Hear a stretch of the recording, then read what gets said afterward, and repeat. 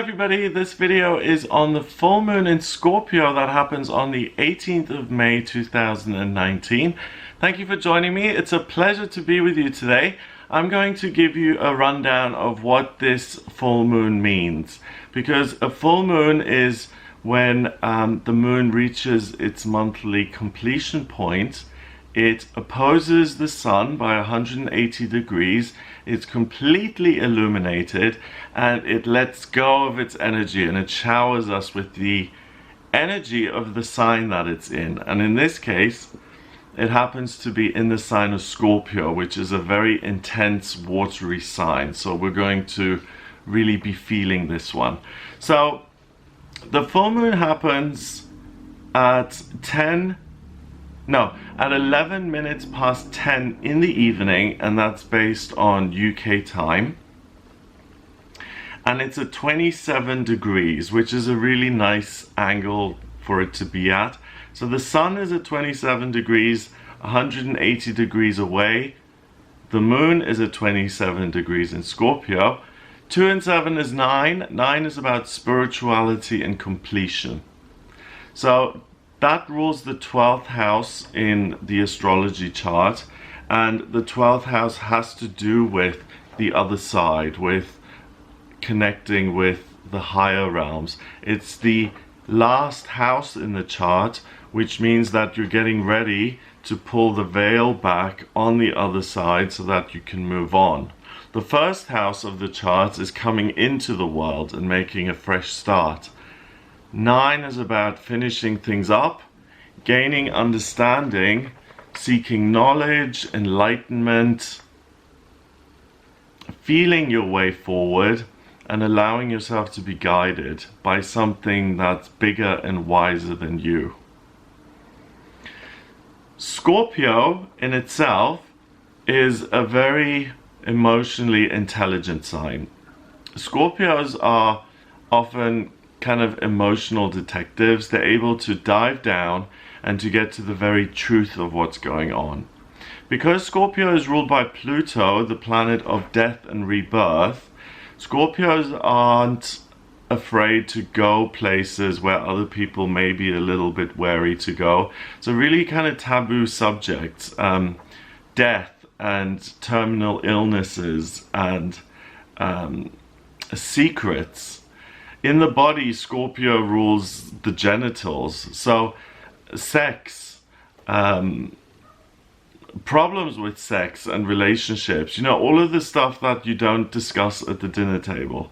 Scorpio is able to really go to those places and gain insight, and it's able to really look at the problems that are inherent in all of our lives and how we can bring those to the light and transform them into something positive that serves us.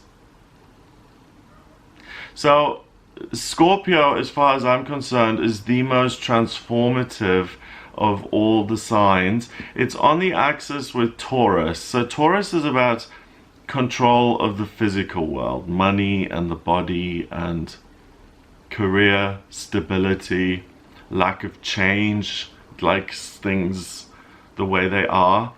Scorpio is about emotional control. It's about looking at all of these things that other people can't look at, getting to the real cause of what the emotional pain is or what the emotional truth is of a situation, which is really important. If you're in a relationship and someone is constantly yelling at you about the crumbs that you're leaving in the kitchen, or that your clothes aren't folded properly, a Scorpio will understand that what's really bugging them is that you're not paying enough attention to them, for example, and that they feel unappreciated and unseen and unheard. So they gripe at you to try and get your attention in some misguided way. So because this is a full moon, the moon is totally illuminated. It's like a big torch up in the sky. In Scorpio, it shines this amazing light on your feelings, on your insides, and on the truth of who you are. So every aspect of who you are, good and bad, and it's a wonderful time to do a personal inventory. And if there are problems or baggage that you've kind of gripped onto for years and that you haven't been able to let go of, this full moon is the time to just go, oh, I can release and let go.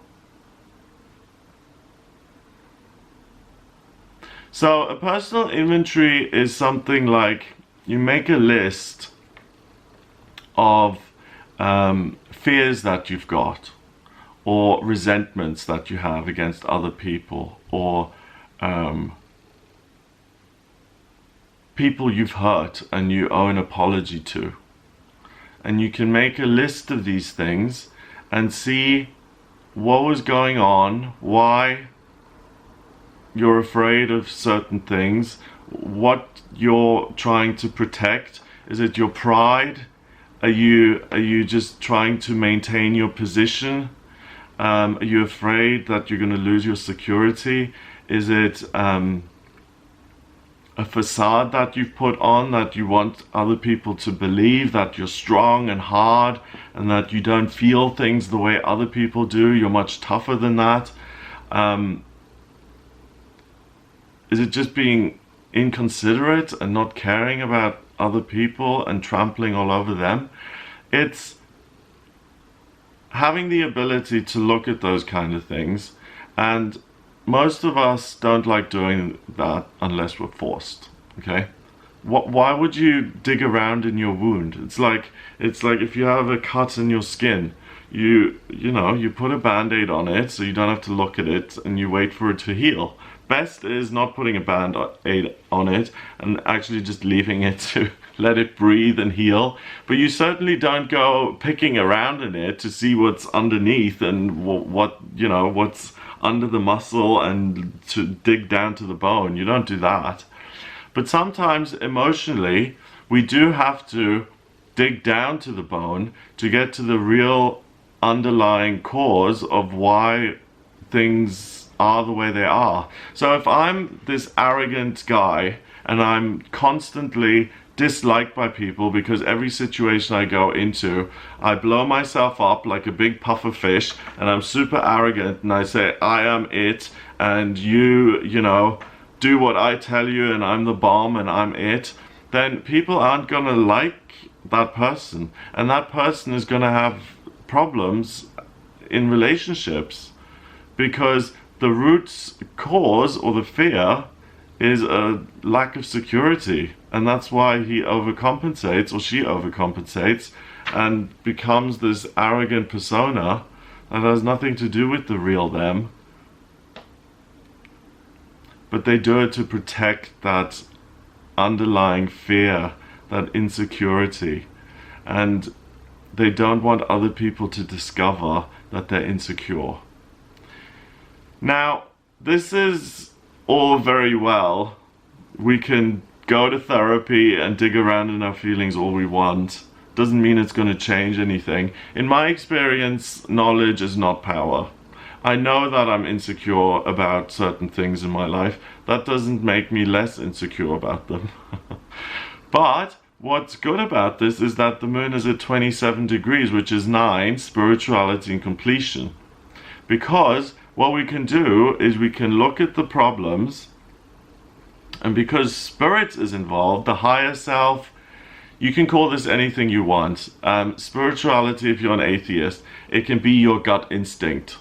It can be that natural sense of who you are. It can be, if you are spiritual, it can be your higher self, or your aura, or your feeling of connection with the higher realms.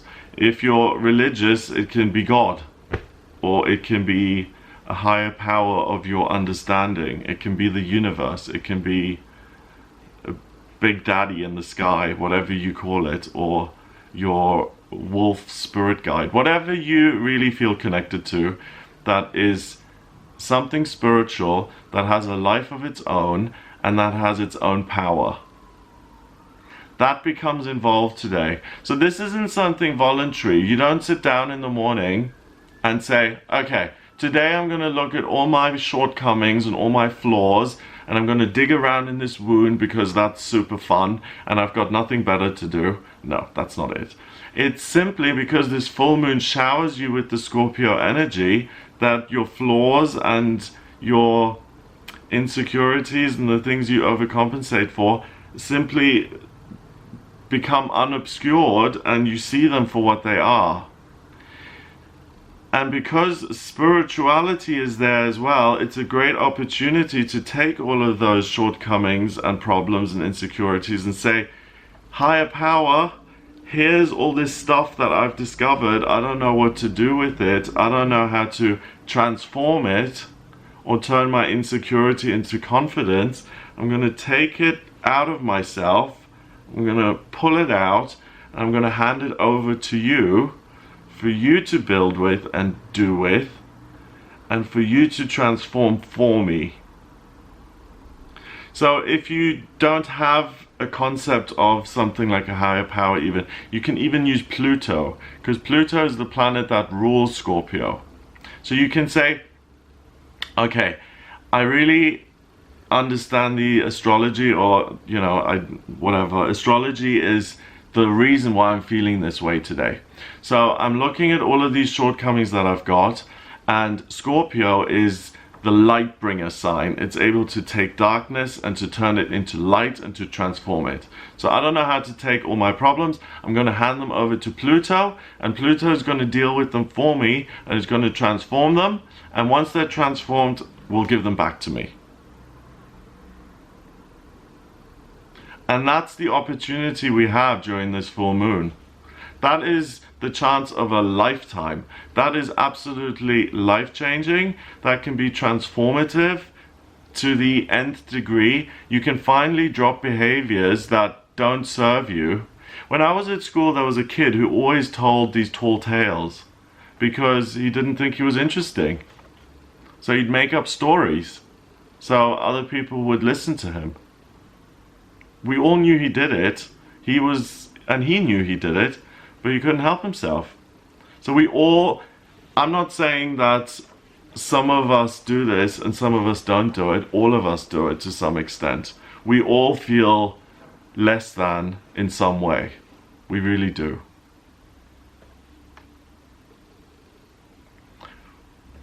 And if we're going to be looking at it anyway, and it's unpleasant, then why not just take that split second and say, hey Pluto, take this problem that I've got and please transform it for me, thanks, lol.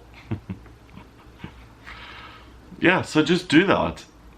And trust that Pluto is gonna, or the higher self, or the universe, or whatever you want to call it, is going to, in that Scorpio shower, work with you and turn all the dark stuff into light so that you can be the best person and that you want to be, or that you can be the person you actually would like to be.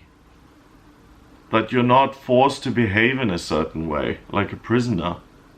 Now, Mercury is 3 degrees away from the Sun. 3 in numerology is about communication and new beginnings. So the fact that the communication planet is 3 degrees away really means that communication flows very naturally and easily. And it also gives you an insight into your physical self. So reasons why certain physical things are going on, which is huge. Like you become your own intuitive kind of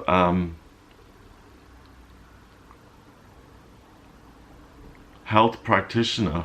So if you feel a lack of energy all the time and you tune in today, you'll get an answer why you feel drained all the time. Oh, I didn't realize I drank 6 liters of Coca-Cola every day. Maybe that's why I'm always like high and then super exhausted.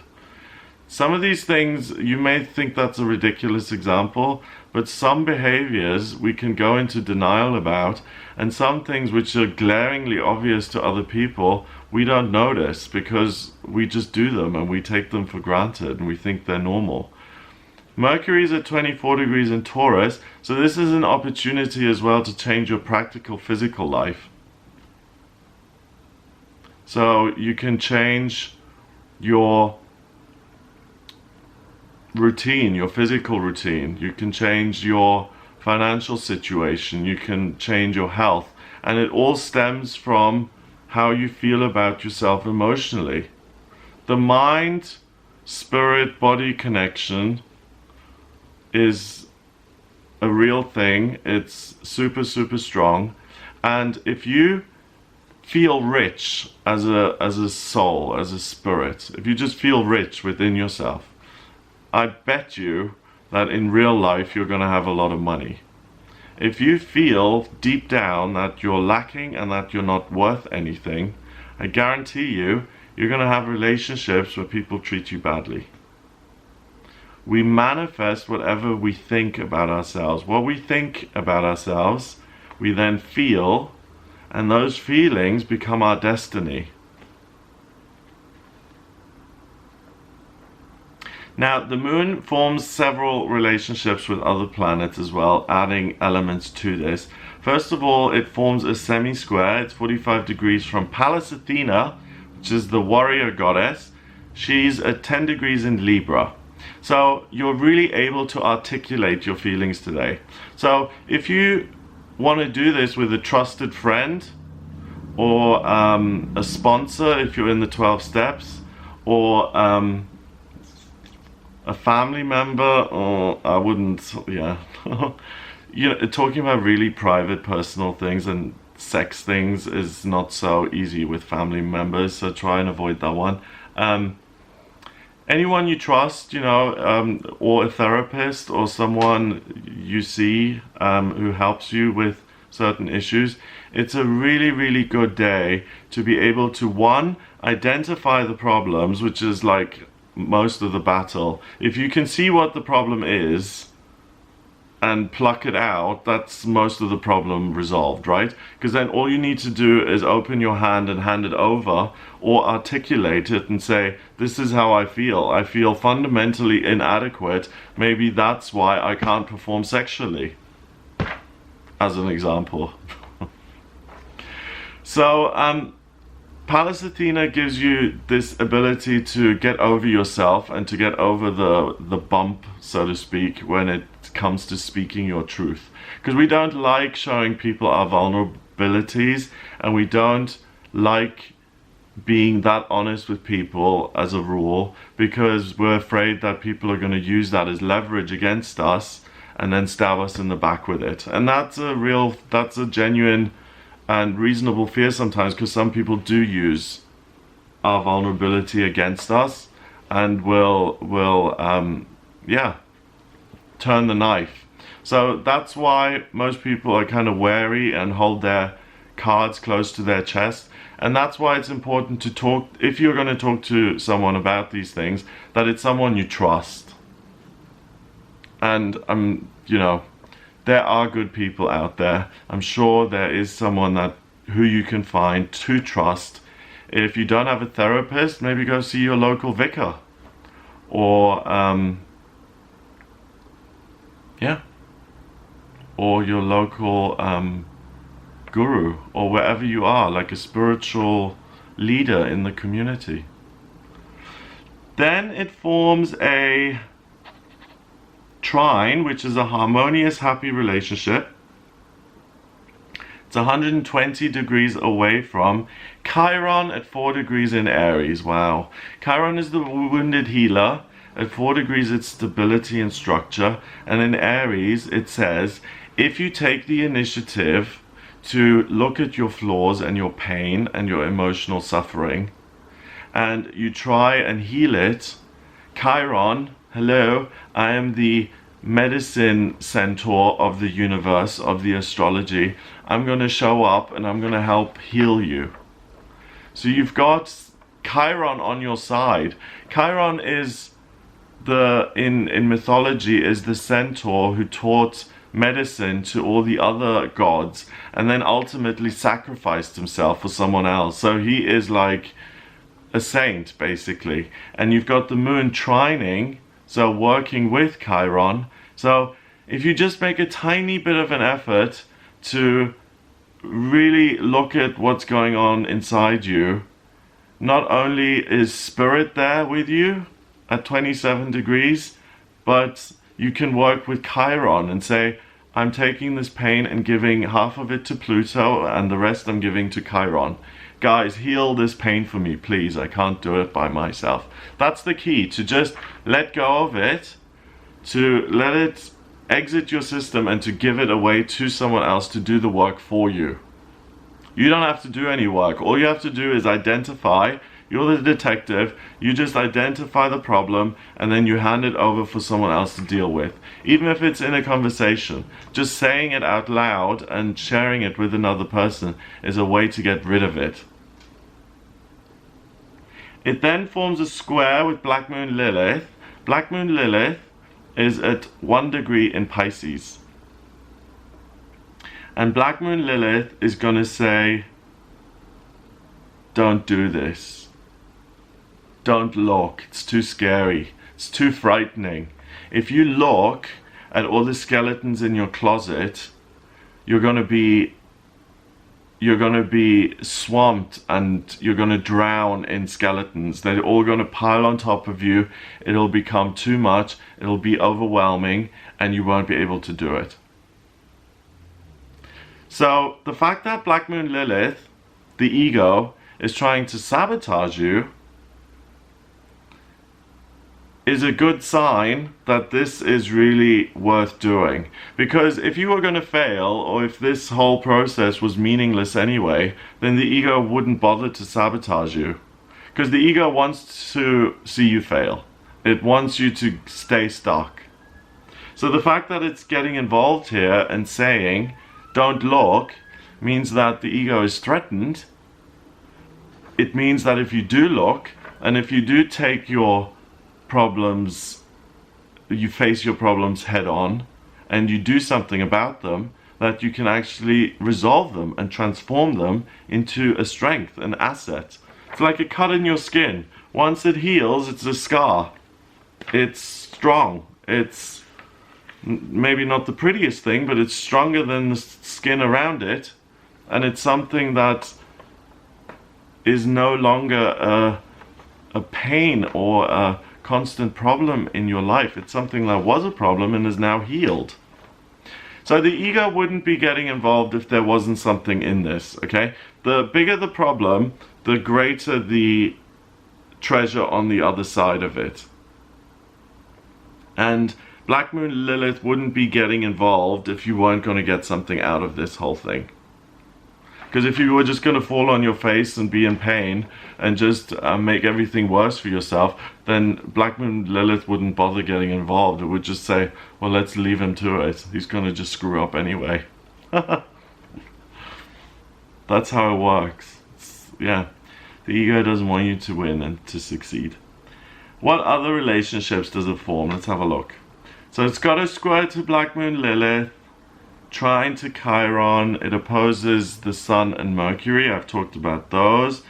It semi-squares Pallas Athena. I've mentioned that. And that's it. Those are the relationships it forms. In terms of the chart as a whole, I'm just kind of tilting my head to see if there are any major aspect patterns. There's kind of a mystic rectangle. You'll see a blue rectangle in it, but it's squished, or it kind of goes like that, and the last part is missing, so it doesn't close properly. So it's a rectangle with 3 sides, and the 4th side is missing. Okay, so we can kind of see this as a mystic rectangle. If we're going to be generous, we can count it as a mystic rectangle. And a mystic rectangle is basically what it says on the tin. It means that you're a mystic, that you can have a spiritual experience, that you can connect with something bigger than yourself. And everything else is already helping you do that today. So we don't even need this mystic rectangle, but it's just another tool. The 27, 9, helps you connect with spirituality and to complete this process of transformation. Chiron is another spiritual support medicine centaur that helps you deal with this. The ruler of Scorpio, Pluto, is there helping you turn dark stuff into light, to be the phoenix rising from the ashes. So the mystic rectangle, if you're someone who does have a faith in something bigger, can say universe, higher power, God, the G word, yikes. When I used to go, because I'm in recovery, I do 12 steps. When I used to go to meetings and I used to hear the God word, I was like, oh, everything was going so well. I was identifying with all your stories. I was really relating to you. But now you've said God, and now I can't do anything with this stuff because it's all irrelevant. Because God is BS. So the fact that you use the G word has now totally put me off, and I'm out of here. It was like that for a while. I had to find my own understanding. Because, you know, we all have certain things that we grow up with. And to me, I was brought up fundamentalist Christian in South Africa. And to me, God was a judgmental homophobe. And I really didn't want anything to do with God. So it was only through finding some sort of spiritual connection of my own that I could turn the word God into something that meant something to me that was positive.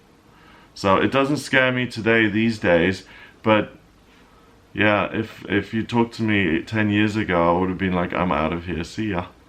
And that, I think a lot of people react that way because a lot of people have negative experiences with with organized religion because it is so stupid. Sorry. In many ways, it really is stupid because it's so exclusive. It's supposed to, like, I mean, even just on their level, like in terms of making money, if you want to make money, you're supposed to have as many people come into the churches as possible, right?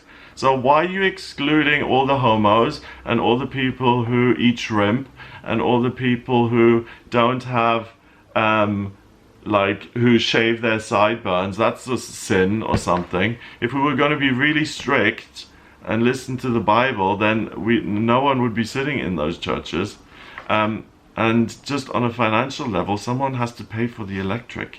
So you can't exclude everyone from your religion. So you need to, come up with a God who's a little bit more relaxed. Otherwise your churches is going to be empty. I really do hope, secretly, this is my secret thing, is that the Catholic Church, I wish people just wouldn't attend anymore and wouldn't bow down to the guilt that it causes them. Because it's just ridiculous. If they ran out of money and they had no one to talk to anymore, they would change their tune very quickly.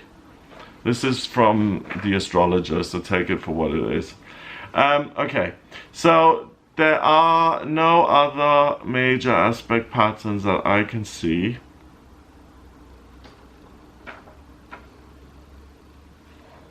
There's a T-square, which is an opposition, and two squares, which form a triangle.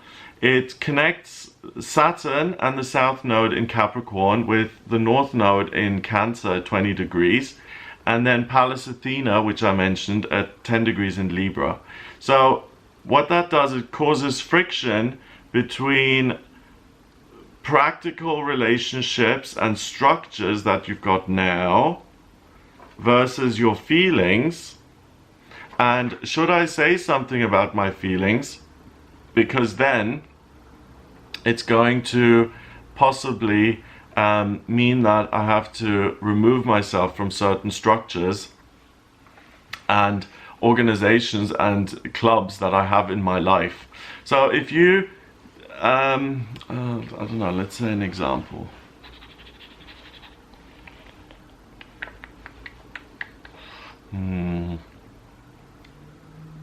Okay, so if you're part of some really like hateful club. I don't know. Let's say you had some sort of insecurity, okay? So you felt inadequate in some way and you've overcompensated for that. Yeah, let's say you're in the drug club, okay? So you felt really invalidated as a young man. You had no personal agency, no control, no power, nothing. So you decided to become a stockbroker so you could make loads of money, tons of money, and you'd have loads of control because money equals control. And you have developed a drug problem, like a coke problem or something like that, and all your friends do coke. And you don't know anyone else who isn't in that circle of stockbrokers who do coke. If you on this full moon have this realization that really all of that is a load of BS and it all just stems from the fact that you're insecure and Pluto or Chiron or the higher power heal that for you and you feel suddenly okay in yourself, then you don't need to be in that club anymore. And then you have a problem. It's like, well, I've got no friends now. I need to make some new friends. That's a luxury problem, okay? If you have a choice, either stay in the stupid club or heal something within yourself, please make the right choice and choose the healing something within yourself. You will find other friends. You will find better friends, believe me. You will find friends who like you for you, not because of what you do and the things you put up your nose, okay? And that's it. So it's a full-on intense full moon. There's no hiding here, really. There's a spotlight on your deepest, darkest. And it's nice because we're in May. It's about growth, it's about rebirth, it's about really kind of waking up in the northern hemisphere for summer and being out and about. This is a time to fix all of those things that hold you back, to drop the baggage so that you can go into spring and summer feeling confident, good about yourself, so that you can make good, positive, loving connections with other people, so that you can experience fun and romance and sex and to enjoy yourself and to walk on the beach and have emotional, wonderful experiences and to do things you actually enjoy, rather than just being disconnected from yourself and hiding behind a wall of, I can't face my feelings. So it's perfect timing. Face the music here on this day. It's gonna free you up so much in the future. So I know it's not pleasant in the moment to look at these horrible things about ourselves, but once you do and you transform them, afterwards you're much freer and you can skip on your way and you can be happy and you can be much, much lighter and freer. So I hope you have a wonderful time during this full moon in Scorpio. If you would like a personal reading with me, please get in touch via my website. It's gregoryscott.com. In my personal readings, I use astrology, tarot, and numerology. Like I combine the numbers here, the degrees, with the astrology. I combine all three in my personal readings. And the chart that you see up here, I draw up your natal chart by taking your place of birth, date of birth, and time of birth. If you don't have the time of birth, order a chart rectification with me on my website, gregoryscott.com. It's a process where I can work out your time of birth. Once I've got those three bits of information, place of birth, date of birth, and time of birth, I can then draw up your chart. It's a snapshot of the sky at the moment you were born. Same way, this is a snapshot of the sky when the moon is full. And it's really a blueprint of your soul. It shows me where you've been in past lifetimes, what your life purpose is this time around, what your vocational aptitudes are, strengths and weaknesses, what's going on in love and money, and where the ego is trying to sabotage you, and where you're naturally blessed and where you naturally have good karma, what's going on with travel and moving and spiritual development and progress, where you have a lot of choice and where the ego tries to sabotage and push you a little bit. I can look at all of those things, and it's often very enlightening for people to see what's going on behind the scenes. So if you're interested in that, then please get in touch with me via the website gregoryscott.com. I can also answer any questions you have about compatibility. That's called synastry. So I take your chart and I draw up your partner's chart and I compare the two to see whether you're compatible. So if you're interested in any of that, then please do get in touch. Have a wonderful, enlightening time here, and I'll speak to you soon.